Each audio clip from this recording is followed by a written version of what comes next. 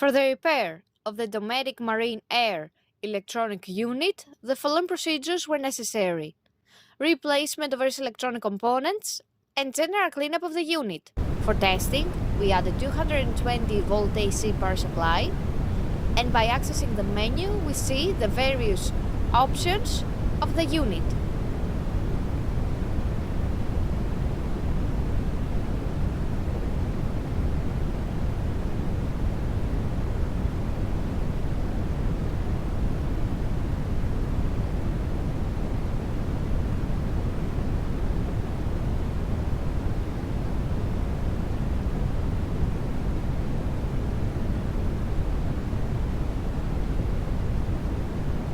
No further testing is possible due to lack of additional units.